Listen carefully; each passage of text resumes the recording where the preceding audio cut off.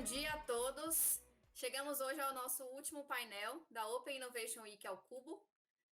Essa foi a primeira edição da união entre Cubo Itaú e a 100 Open Startups para criar, de fato, uma experiência única de inovação aberta. Eu sou Mirela Lisboa, sou Head de Corporate Inovação Aberta aqui no Cubo. E hoje eu vou ter o prazer de conduzir o painel sobre Open Innovation e melhores práticas, que é um tema super importante e relevante para todo mundo que quer trabalhar ou que já trabalha nesse ecossistema, e até mesmo, né, para empresas e startups que estão já extremamente maduras no relacionamento, mas sempre tem uma oportunidade e um benchmark importante para ser feito aí para evoluir na geração de resultados.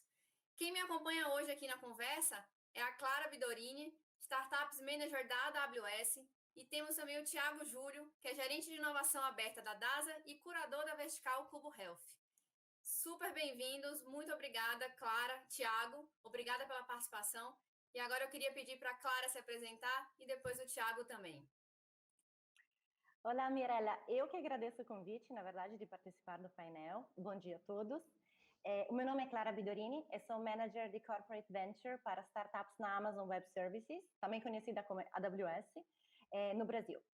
É um orgulho muito grande para mim representar a AWS na UI Week e o Cubo, que é parceiro da AWS desde 2016, e estar aqui com o Thiago da DASA, né? A DASA que é nosso cliente e que é cliente, uma das empresas mais inovadoras, né, no âmbito de saúde e biotech do Brasil.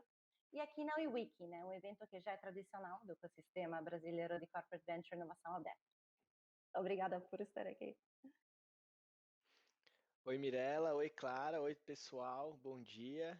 Eu sou o Thiago, eu sou médico, eu sou gerente de inovação aberta na DASA e eu também sou curador da vertical de saúde do Cubo, né? O Cubo Health, o 12º andar famoso.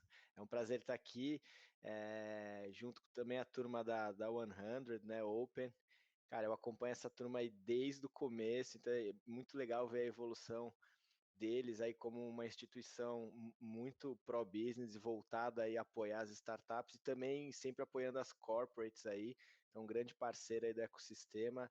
Estou bem feliz aí com essa parceria aí do Cubo e com o pessoal lá e estou muito animado para o painel também. Obrigado pelo convite. Nós que agradecemos a participação de vocês, com certeza vai ser um papo super relevante, porque são duas corporações que têm muita coisa para compartilhar aqui com o nosso público. Bom, então para começar, a gente vai iniciar falando sobre o contexto que o mundo, né, o Brasil, o mundo vive atualmente. A gente sabe que houve uma aceleração enorme dos processos de Open Innovation durante a pandemia, né, que começou aí no início do ano passado, e que, inclusive, muitos defendem a tese de que não voltaremos mais ao dito normal, em sim que vai ser criado um novo normal, né? E aos poucos estamos entrando, de fato, nessa nova era de conexão. E aí eu queria ouvir de vocês dois, né? Como que vocês veem essa realidade? Qual é o papel de vocês dentro desse tema, dessa cadeia do Open Innovation nas suas respectivas corporações e no ecossistema como um todo, porque eu sei que vocês atuam de forma bem efetiva. E quais são os principais desafios, né, de praticar o Open Innovation, especificamente nesse contexto que a gente vive hoje em dia no mundo, tá? Então, eu queria ouvir primeiro do Thiago e depois a gente ouve a perspectiva da Clara. Vamos lá. Bom, Mirella, primeiro que a gente não considera que a gente está vivendo um normal e a gente se nega a acreditar nisso. Como empresa de saúde, a gente quer voltar ao nosso normal, as pessoas com saúde e cuidando das suas vidas, né? Claro que eu entendo a coisa da aceleração da adoção de alguns hábitos e práticas que honestamente não são novidades, elas já vinham acontecendo e parte do trabalho que as empresas fazem com o Cubo, com a 100 e outras aí, já tem a ver com isso, é acelerar esses hábitos e o Covid aí, a situação toda, talvez tenha colocado isso de uma maneira mais enfática ao olhar de todos, mas não é novidade. Então, assim, era o normal, a gente está caminhando para um normal digital e híbrido que a gente já estava, né? E sem todo o contexto de saúde pública que a gente espera resolver em breve. Aí lutamos, aí temos 50 mil funcionários lutando por isso, aí, assim como diversas outras instituições. O contexto do Open Innovation nisso acaba sendo importante, porque, como eu disse, o Open Innovation era uma via de entrada nas empresas, de cultura ágil, de empreendedorismo, de inovação rápida, de metodologias né, de inovar de formas diferentes, né? Assim como principalmente acessar players que têm essa agilidade nativa, digamos, que são as startups, né? Então isso foi bom em certo ponto, porque o Open Innovation se mostrou importante. As empresas que eu conheço, que assim como a DASI, quase todas do Cubo tinham uma iniciativa de Open Innovation sólida, todas elas usaram essa iniciativa durante a pandemia de alguma forma, seja para fazer benchmark de como trabalhar remoto, seja para contratar uma startup ou para acelerar alguns negócios digitais, todas, né? Então a gente conseguiu, eu internamente dentro da DASI, eu consegui me mostrar bastante eficiente, importante, e mais uma vez, né, além de tudo aquilo que a gente já faz. Para praticar o Open Innovation mudou, né, como tudo, né? Então, assim, se por um lado a gente consegue trabalhar em casa, né? A gente está aqui fazendo um meetup em casa, a gente provavelmente estaria no auditório do Cubo, né? Hoje de tarde a gente teve a sessão de pitches do Cubo Health, provavelmente isso seria lá no nosso andar, foi tudo online, então a gente consegue fazer de uma certa maneira, eu não gosto de falar mais eficiente, mas a gente faz do jeito que é do digital, né? A gente faz mais rápido, mais fácil, mais barato, né? Eu consigo reunir gente de diversos estados sem pegar avião, tem o lado bom.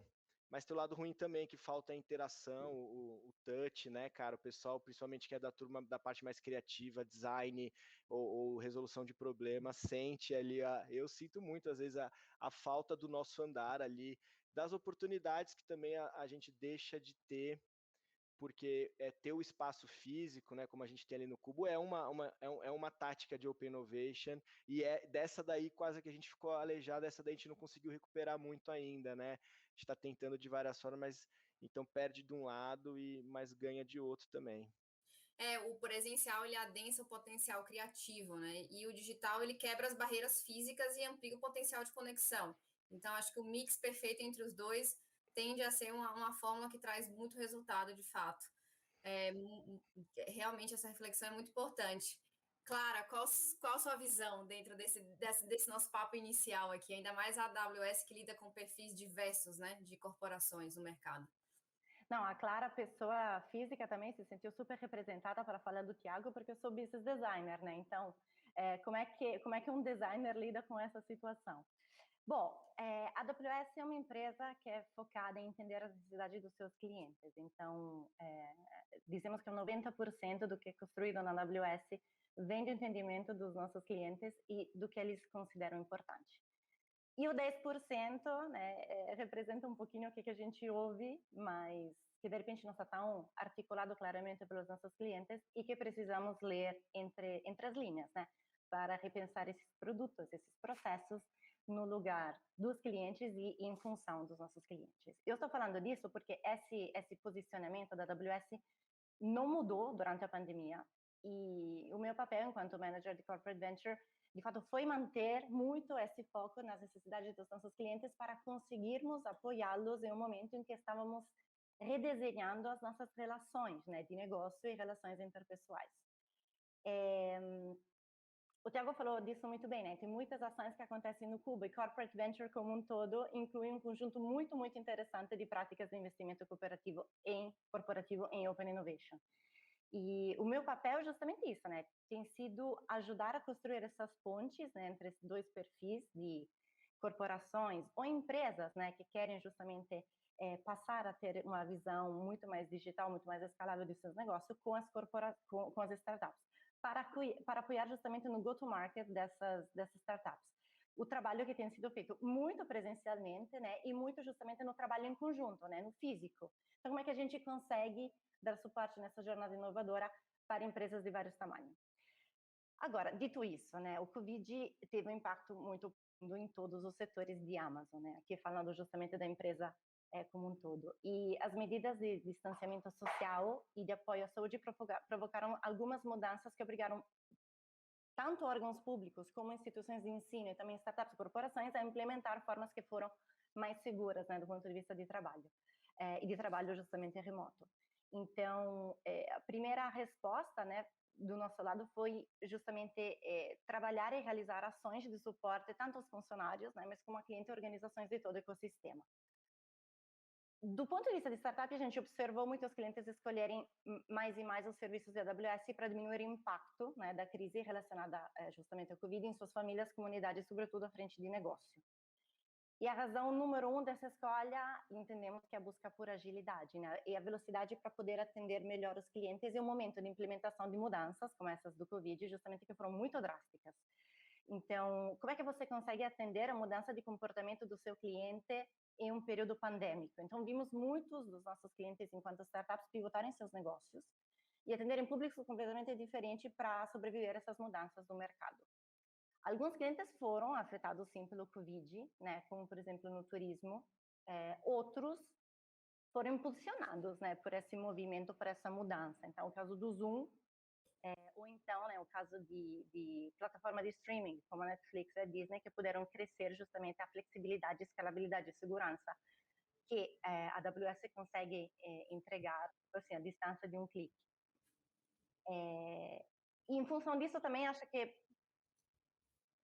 a segunda razão, né, que tem muito a ver com a preferência das startups de poderem escolher serviços da AWS é muito relacionada à necessidade de baixar esses custos, né, com ter um foco em receita, tentando manter intactas as condições de escalabilidade e segurança.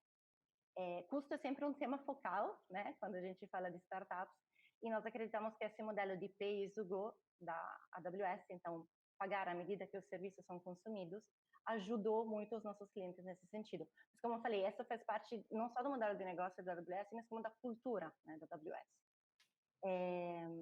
E justamente esse modelo foi crucial para 2020 e 2021, porque evita que as startups paguem antecipadamente custos relacionados com data center, servers, manutenção de equipamento, até aluguel de espaço, né, para ter esses equipamentos. Então, imaginem empresas, né, que tinham, de fato, servers e um espaço físico no momento em que foi necessário trabalhar de forma remota. Então, até nessa ponta específica, é interessante pensar o quanto tanto a diminuição de custo, como também a agilidade em ganhar novos clientes são fundamentais no momento de mudança como esses.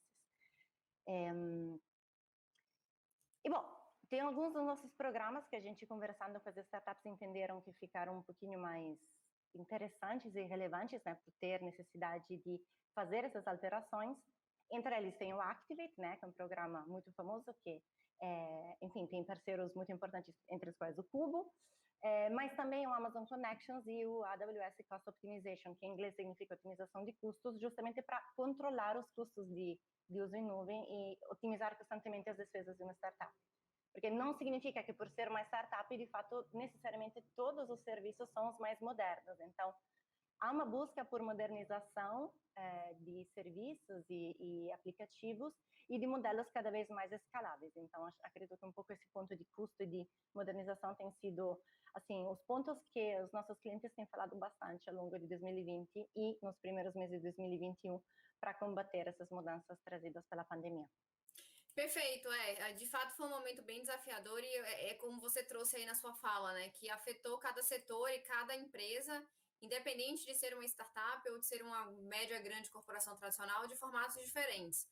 E aí o que eu queria pegar o gancho aí nessa sua fala e continuar contigo, Clara, é que a gente sabe que, quando a gente pega, por exemplo, ali de quando o Cubo surgiu ali, né, em 2015, naquele momento tinha uma necessidade muito grande de aproximação das médias e grandes empresas tradicionais desse ecossistema de startups. E a princípio, inclusive, uma frase que era muito falada era: a corporate precisa se aproximar para concorrer. E hoje a gente entende que essa percepção ela já mudou, né? Ela já evoluiu para as corporates que já estão maduras nesse ecossistema.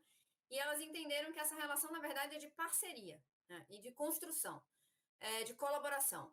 E aí eu queria saber, assim, do seu ponto de vista, e com essa ampla gama, né, de atendimento a clientes de diversos setores que a AWS atende, como que essas empresas bem estabelecidas e as startups, né, as empresas tradicionais e as startups, elas podem se beneficiar dos processos promovidos pela inovação aberta e como que você vê esse cenário hoje no Brasil? Pontos fortes, oportunidades de melhoria, por exemplo. Vou começar pelo cenário, né? O cenário de investimento corporativo, se a gente compara, né, com o nascimento do Cubo, né, com a criação do Cubo em 2015, é bastante diferente hoje, né? Então, o cenário de investimento corporativo em startups está cada vez mais positivo, e não vou dizer só no Brasil, mas na América Latina como um todo. O 2020, de fato, fechou com um aumento de 25% em investimento de corporate venture capital, na América Latina como um todo, né? E só no Brasil, abrimos o primeiro trimestre de 2021 com 70% de crescimento em número de M&A, né? Foram 46 os que temos como dados em comparação com o mesmo período, ou seja, o primeiro trimestre em 2020. Então, o cenário é positivo, né? Lembremos que, enfim, foi um ano e meio bastante desafiador, mas é um cenário positivo e muito positivo para o Brasil. Bom, com relação à frente de inovação aberta, a base da teoria da inovação aberta é ter troca com o mercado. Então, quanto mais as empresas, né, em todos os seus tamanhos, se disponibilizarem a ter essa troca, esse diálogo com o mercado, quanto mais existem, né, há chances reais de encontrar soluções que complementar o seu core e a sua estratégia. Do ponto de vista de startup, né, na frente, no segmento que eu atuo no AWS, a gente fala muito disso, né? Quanto mais investimentos em startups, quanto mais chances de sobrevivência para elas e para o ecossistema. E nesse sentido, acho que, enfim, vale lembrar um pouco, né, o que a gente já sabe, mas vale lembrar que as jornadas das startups, das corporações, são completamente diferentes quando elas se relacionam com o mercado. Então, as corporações buscam inovar para aumentar a competitividade, evitar declínio. As formas de inovar que elas têm são muito diferentes e dependem muito do core da sua estratégia, né, da estratégia corporativa. Então, a gente vê que algumas corporações vão disputando por preço, outras diferenciam seus produtos, seus serviços para ferir preços melhores ou alcançar novos públicos. Então, depende muito do comportamento do mercado em que atuam essas corporações. Já as startups buscam se relacionar com corporações para ampliar seu funil de venda. Então, em geral, sabemos que elas focam em um problema, oportunidade específico do mercado, entregando um produto ou serviço específico para resolver aquele problema, aquela oportunidade. Então, a resolução desse problema, né, ou conseguir alcançar aquela oportunidade, é a razão de ser, né, daquela startup. A gente tem um programa, né, que chama-se Amazon Connections, que é focado em apresentar startups inovadoras para corporações, institutos e empresas, com o objetivo de resolver problemas tangíveis. E a gente conseguiu, né, entender alguns dos benefícios que a inovação aberta trouxe dos dois lados. Então, talvez a minha resposta seja mais focada em trazer, tipo assim, os dois lados, né, para garantir que a gente sempre está construindo essa ponte, né, corporação e startup. E nem sempre é só corporação, né, empresa bem estabelecida e, às vezes, quem sabe, unicórnios. Então, já vou falar um pouquinho mais sobre isso. Mas, enfim, o primeiro benefício que a gente viu, tanto para as corporações como para as startups, é o conhecimento. Então, corporações podem vir a conhecer novas soluções, ver novos ângulos, né, de leitura do mesmo mercado quando olham pelo prisma de startup. Assim como as startups podem enxergar novas camadas de profundidade ao entrarem dentro de um desafio corporativo, naquele mesmo mercado ou naquela mesma corporação.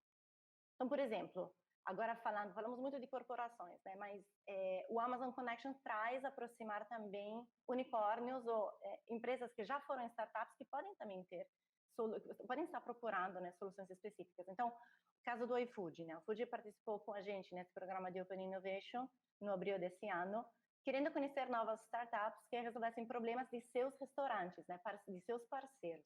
Então, tipo, o primeiro ponto é justamente conhecer o que tem no mercado. O segundo benefício é a aprendizagem, né? Uma coisa é a gente se conhecer, outra coisa é a gente evoluir com um percurso, com uma curva de aprendizagem, né? Então, quando uma corporação contrata o serviço de uma startup, ela começa sempre uma nova jornada de aprendizagem, né? Acredito que isso aconteça também na DASA, quero ouvir mais do Thiago, mas assim, cada nova contratação, cada nova vontade de contratar o serviço de uma startup provoca uma mudança em várias áreas da corporação. Por quê? Porque precisam se adaptar a um novo tipo de formato de trabalho, né? Às vezes até de processos de contratação, etc. Mas a aprendizagem aí fica mútua, porque a startup pode querer fechar, né, um negócio, uma grande empresa, para ter acesso aos milhões de clientes, por exemplo, que essa grande empresa tem hoje, e assim como refinar o seu produto para mais pessoas, mais perfis de mercado que podem existir como clientes daquela corporação. Então, da mesma forma que a startup vai aprendendo, né, tem esse benefício através da Open Innovation, a corporação também. E do ponto de vista processual, e do ponto de vista de poder, né, trabalhar com negócios que de repente teria demorado muito mais tempo a ser criados internamente. Então é sempre bom lembrar, né, que existe essa frente mútua, né? Então não se existe sozinhos, né? É uma caminhada em conjunto.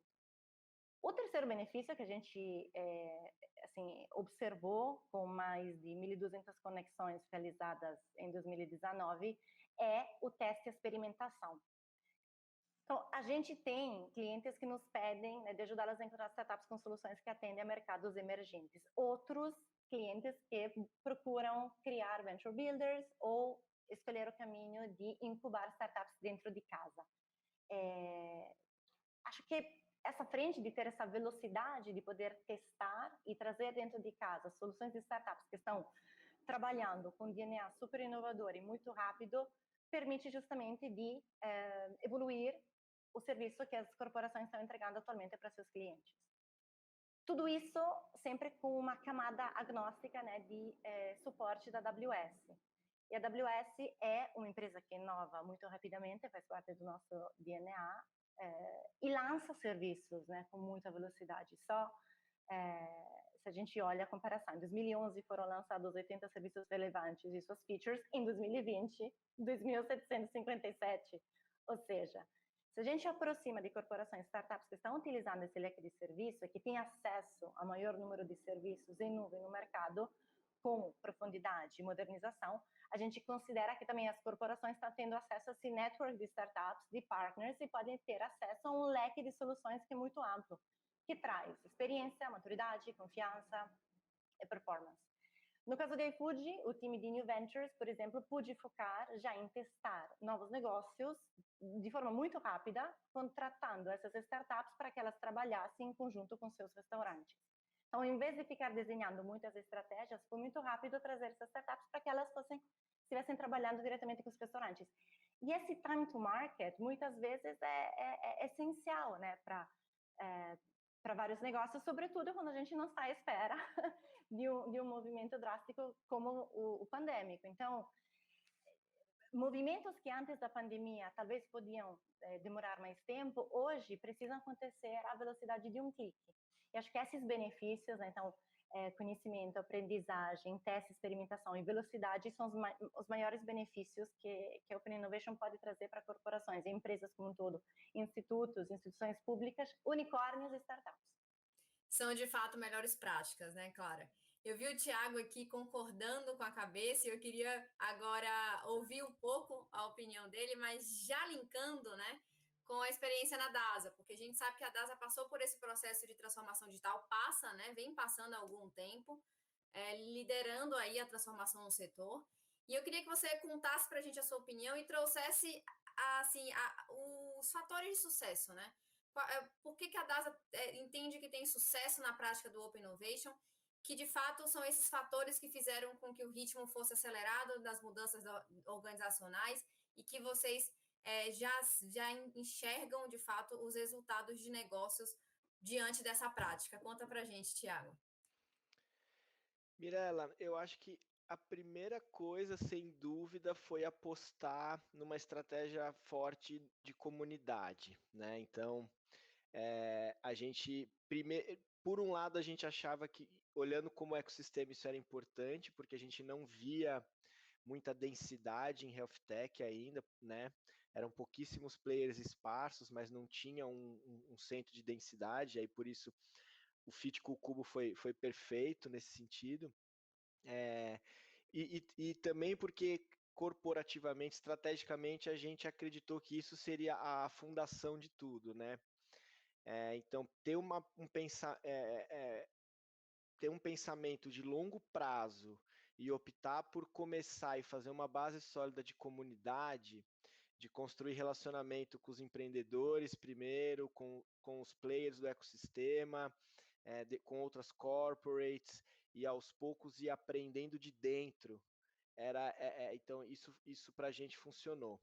Por quê? Porque ao ir para o Cubo, né, se posicionar fora da empresa e permitir com que a gente eu brinco assim, né? Ninguém na DASA falou o que a gente tinha que fazer quando foi para o Cube, nem quando montou a área. A gente tinha que descobrir o que tinha que fazer.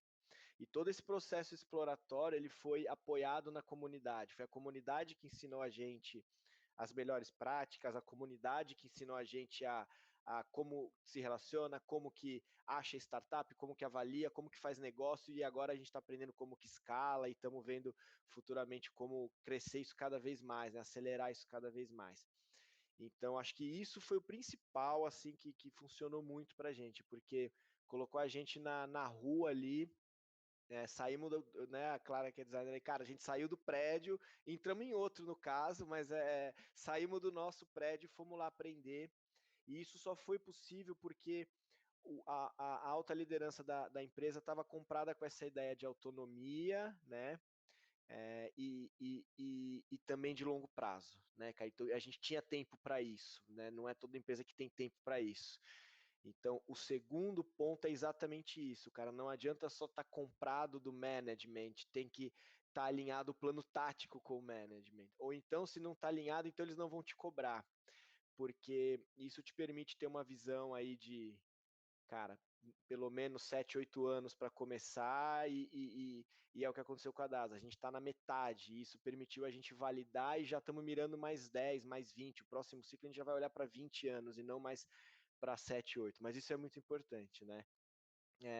E aí as derivadas disso, que foram, obviamente, aprender a fazer negócio, seja como que avalia e seleciona, seja como que é a melhor prática para fazer uma POC. Então a gente montou toda uma esteira de POC, com as melhores práticas, a gente aprendeu qual era a melhor forma de financiar isso dentro da empresa, se era com verba da área, com verba fora. Então a gente conseguiu botar isso para rodar bem, principalmente quando a gente fala de startups em horizonte 1 de inovação, ganho de eficiência, coisas não muito core, coisas mais nas áreas administrativas, né? Eu brinco que a gente passou um ano olhando para as health techs no 12º andar e de repente a gente descobriu que tinha outros 11 andares cheios de startup e que a DASA estava querendo consumir.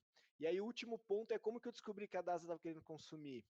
Porque a gente também adotou uma estratégia interna na DASA de power to the people, let the people play, né? A minha área simplesmente se coloca ali como facilitador, e eu gosto de brincar que a gente empurra o funil para baixo, né? Mas a gente não faz, né? Não é a gente que faz a inovação. Então, isso o Cubo ajudou muito a gente. Então, à medida que o meu time, né, no começo nem time eu tinha, mas o meu núcleo ali ia convivendo com o Cubo, eu fui ampliando aquilo e cada vez tentando ampliar e chegar nos executivos, nos managers, nos médicos, enfermeiros, e fui aprendendo qual que era a melhor forma de abordar e de educar, catequizar, eu brinco, toda essa turma, e aí fui botando eles para fazer, o que fez com que eles aprendessem, a coisa foi ficando orgânica, então eu ganhei o aprendizado orgânico que demorou mais para começar, mas agora eu sinto que ele vai escalar, porque agora eu começo a ter uma massa de gente capacitada e treinada de um lado da companhia, e do meu lado eu tenho um time com parceiros que a gente aprendeu a fazer funil. Então, isso foi uma coisa muito importante para a gente controlar o nosso funil e a gente fazer os rankings, as avaliações. Claro que a gente pede ajuda para parceiro às vezes, mas é um core do nosso business para mim. Assim como é um core eu capacitar a turma lá da empresa para que eles consigam consumir isso cada vez. E o nosso sonho é até automatizar isso de forma que literalmente a gente vai ter uma app store de startup lá na DASA que o cara vai conseguir contratar uma POC com 2 cliques. Segundo olha lá, a Clara diz que é possível, vamos lá, a gente quer fazer isso. Mas então, resumindo, né? Comunidade com uma estratégia de longo prazo, com um pouco de autonomia. Eu gosto mais de falar de isonomia do que autonomia. Ser ousado no objetivo, né, de longo prazo, mas quando você traz isso para o presente é o oposto, você faz pequenininho, vai validando e vai testando. Então, tudo que a gente fez na minha área, eu aprendi com as startups, a gente validou, a gente fez MVP, a gente testou, e né, se hoje eu tenho ali um bom dinheiro, por exemplo, para fazer, a gente tem um budget lá, um fundo de POCs que a gente brinca, né? Eu não pedi esse fundo no primeiro ano, e quando eu fui pedir ele, eu já tinha rodado sem fundo, e quando o primeiro que eu fui pedir, eu pedi um MVP de um fundo de POC, para finalmente agora eu conseguir um six figures lá. Então, não fui pedir de cara, eu fiz igual o empreendedor faz, né? Fui validando. Então, essa abordagem de ir aprendendo com a comunidade fez a gente aprender muito rápido, e a gente passou de uma empresa que não sabia nada a uma das que é referência no setor, e hoje a gente ensina outras empresas do setor, a gente ajuda a startup a entrar no setor de saúde, e a gente é muito feliz aí, e a gente é grato tudo à comunidade, cara.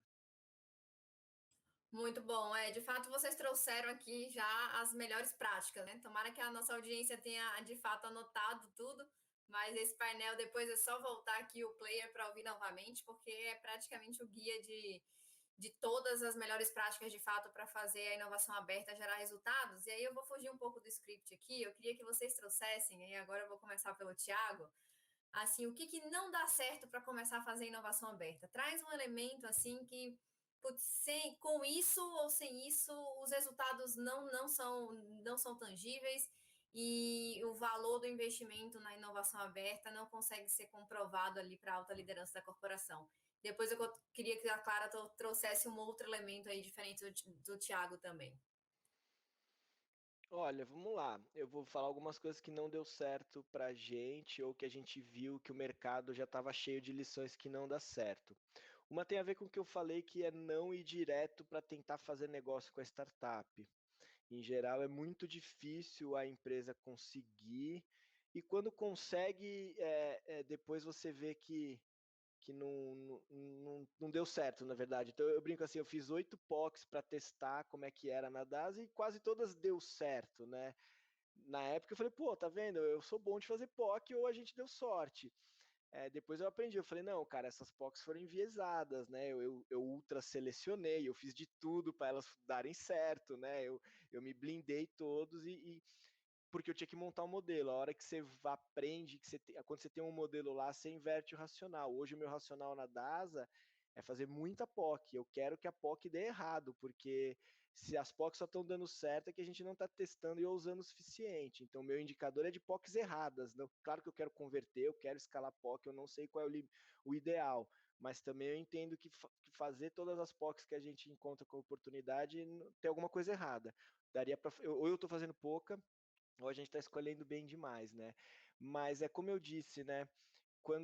E aí falando especificamente de Open Innovation, relacionamento com startup, não é só achar startup legal e achar uma oportunidade, ou até mesmo achar uma pessoa, uma área com um mindset, né, cara? O mindset não assina contrato, não é um mindset que barra ninguém no jurídico e nem no compras, né? Então, assim, eu acho até uma certa falácia. Claro que a gente tem que trabalhar cultura e mindset, mas você tem que trabalhar processos também, né? E eu brinco, cara, vai lá na DASA, vai lá ver se o cara lá não tem um mindset. Os caras têm um super mindset, só que ele tem um processo lá, um compliance, um SAP, sei lá o que, que não deixa ele fazer, né? E aí, então, você começa a aprender que como empresa, se você quer fazer negócio com startup, você vai precisar mexer em algumas coisas, e você vai precisar de tempo para montar tudo isso. Então, o que não dá certo é ter uma abordagem de curto prazo. E aí não é porque já saiu fazendo uma sessão de pitch, ou porque já saiu querendo fazer negócio. Eu saí fazendo negócio, mas eu tinha a clareza que aquilo era uma fase de testes para coletar dados, para coletar aprendizados, para eu começar a pensar um modelo, porque no começo eu não sabia se eu ia fazer incubação, aceleração, se era jornada de inovação, se é venture builder, joint venture, venture client, venture corporate venture capital, tem um monte, a sopa de letrinhas eu estou aprendendo aqui, ela vai longe, né? Então, essa eu acho que é uma coisa que eu pensaria, ter essa visão de curto prazo e já querer sair fazendo negócio antes de entender como é que a coisa funciona do lado de fora, e principalmente como que a coisa funciona dentro da tua empresa, porque meio que a gente já sabe aonde vai barrar, e se você fizer um check-in na tua empresa, você vai ver que no caso da DAS, jurídico não barrou muito. Cara, security, LGPD barrou muito, entendeu? O compras não foi beleza, o cadastro foi difícil. E algumas empresas ao contrário, o legal não sai nem a pau, enquanto que o compras é um pouco mais tranquilo, enfim, varia muito, né? É bem por aí. Clara, sua vez. Traz pra gente mais um elemento, assim, do que não dá certo. Não, eu adorei que, tipo assim, eu queria assinar o que o Thiago falou em algum momento, porque né, a resposta já está dada. Concordo muito. Assim, eu vou modificar um pouco a resposta, mas tipo assim, o que não dá certo para uma corporação é não pensar nas necessidades do seu cliente. E aí, como a Clara, Corporate Venture Manager em Startups AWS, como a Clara Designer, como a Clara Professora, com todos os chapéus que eu possa ter, e tipo assim, precisamos sempre defender que é importantíssimo entender o que traz relevância e o que é um diferencial para seus clientes, né? O projeto tem que falar mais alto do que o processo, senão tem alguma coisa errada. Então, tipo assim, os projetos são feitos para, de fato, trazer valor aos nossos clientes. E para isso acontecer, por isso que né, quero assinar embaixo o que o Thiago falou, tem que ter tempo, tem que ter entendimento, né? Tem que ter a possibilidade de ter um diagnóstico do que está acontecendo, né? Então, soluções de curto prazo, faz um pitch day para mostrar para teu diretor, ou então, tipo assim, pensa em, sei lá, testar uma POC só por testar, sem saber de fato quais são as hipóteses, né, do projeto, o que precisa ser testado, não vai trazer resultado nem a curto prazo, nem a longo prazo, né? Lembrando que o longo prazo é justamente conseguir continuar a ser relevante e continuar a trazer um diferencial para os clientes, né? Senão a empresa também cessa de ter o seu escopo, né? Seu objetivo. Então, não dá para correr, precisa ter visão de longo prazo, precisa ser uma visão sustentável e com certeza foco no cliente. Agora, também falando da questão de falácia, o que existe no mercado. Algumas soluções de startups podem ser contratadas, tipo assim, prova de conceito existe quando é necessário testar alguma solução, mas algumas soluções, muitas né, soluções de startups podem ser diretamente contratadas. Outras, em mercados, por exemplo, de long tail ou de mercados emergentes, talvez é preciso apoiar startups a incubar esses produtos dentro de casa, dentro do ambiente corporativo. Então, é sempre, do meu ponto de vista, necessário encontrar um equilíbrio né, nos horizontes estratégicos do trabalho para pensar de forma criativa e sustentável. Não tem uma resposta perfeita para tudo. Essa ideia de plug and play já sabemos que foi desmistificada, então é importante acompanhar o processo e todo o processo de aprendizagem é um processo de mudança, né? Vai ter os seus momentos de dificuldade, mas vai ter os seus grandes ganhos. Na Amazon a gente fala que não tem algoritmo para a experiência, né? Cada um tem que passar pelo processo de aprendizagem e durante esses processos erros são comuns, mas são também indispensáveis a crescer. Então, nada de novo, nada de criativo, nada de inovador é feito sem ter essa curva de aprendizagem. Agora, para diminuir né, um pouco esse impacto, minimizar o impacto desses erros e talvez tentar maximizar a aprendizagem, é interessante ter um lugar de teste para soluções inovadoras. E, sobretudo, do meu ponto de vista, é importante ter um alinhamento entre a liderança e, pelo menos, as áreas cross, né, o Thiago citou algumas, que vão se relacionar com esses projetos inovadores, né, com startups, ou incubando algumas soluções internamente. Então, é importante que a liderança esteja muito alinhada nessa entrega e, sim, mindset não. O ponto é, se não há alinhamento transversal às áreas que vão se relacionar com o tal projeto, essa curva de aprendizagem vai acontecer uma área isolada de outra. Então, o processo precisa ser mais colaborativo e o processo precisa ser criativo. Um exemplo disso, estava aqui lembrando, é que o time de Digital Innovation, por exemplo, de AWS, trabalha muito nessa frente de trazer workshops né, de Digital Innovation, de Working Backwards, que é o jeito que a Amazon e a AWS trabalham para atender as necessidades dos clientes. Né, e como conseguir colocar todo esse processo dentro de um roadmap, claro, de implementação de mudanças né, e de entrega de resultados. Mas é como o Thiago disse, é tipo assim, tem que ter o seu tempo e tem que ter essa aprendizagem, sem tentar comprimir esse conceito que é a experiência. Perfeito, é isso mesmo. No final, essas melhores práticas e essas dicas vêm de prática mesmo, né? De corporações que já estão atuando, de profissionais que já estão na esteira aí há um bom tempo e já é um excelente caminho aí para quem está começando a estruturar sua área de Open Innovation, de Corporate Venture Capital. E aí vocês trouxeram muito, né, essa questão dos erros e acertos. E os erros são inerentes do processo, até porque tem algumas especificidades de cada mercado. O Thiago trouxe muito isso também com relação a, em uma determinada empresa, é uma área que tem maior oportunidade de flexibilização e modernização dos processos, e em outra empresa é outra área. E a gente entende que estar em um ecossistema, acho que foi muito do que a gente falou aqui, estar conectado com a comunidade, possibilita que essa colaboração gere oportunidades e que os resultados, de fato, eles sejam mais garantidos, ainda que não seja uma receita única, né? E aí, óbvio que a gente promover conversas como essa aqui que a gente está tendo hoje, é um exemplo de conexão com a comunidade também, sempre enriquece bastante. A gente está chegando ao final aqui da nossa conversa. Eu quero muito agradecer a presença da Clara e do Thiago, foi um papo riquíssimo, tem muito conteúdo relevante aqui para todo mundo anotar e, de fato, começar a colocar em prática. E agora eu quero abrir esse espaço final aqui para as considerações. Queria que o Thiago fizesse as suas considerações finais, depois a Clara, e aí a gente vai para o encerramento. Só agradecer o convite aí, Mirella. Foi um prazer estar aqui com vocês duas. Espero que a turma tenha gostado.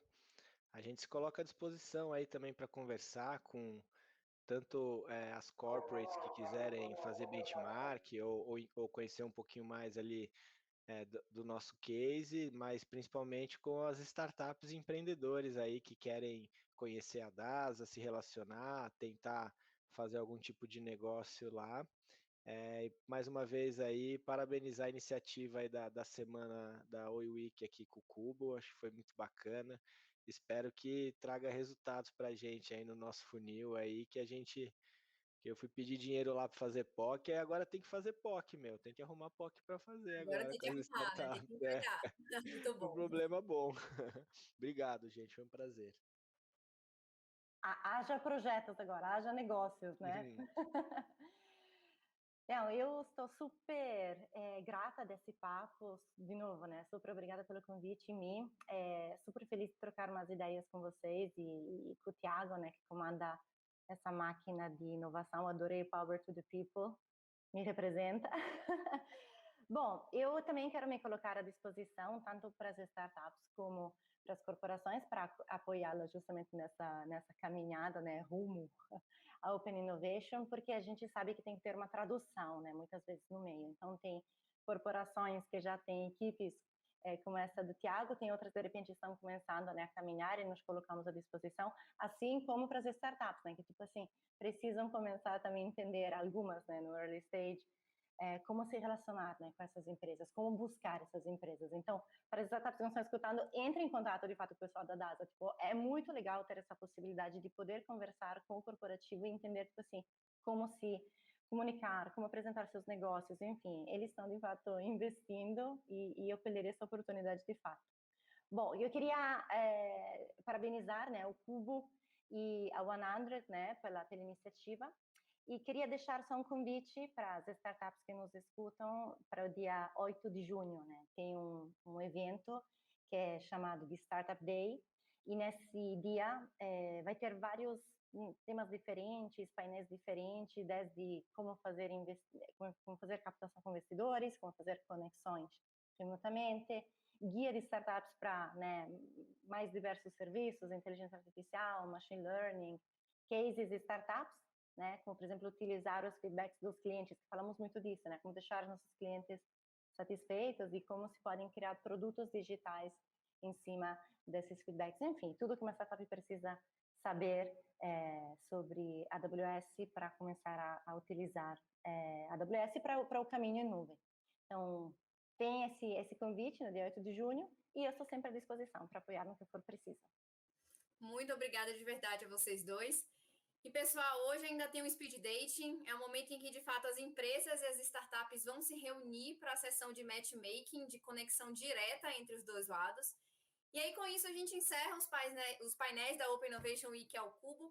A vocês todos que nos acompanharam aqui durante essa semana, muito obrigada. Fica o agradecimento de todo o nosso time. Não deixem de acompanhar as nossas redes sociais do Cubo para conhecer os eventos, as novidades, os conteúdos que a gente traz sobre Open Innovation constantemente. Obrigada e até mais!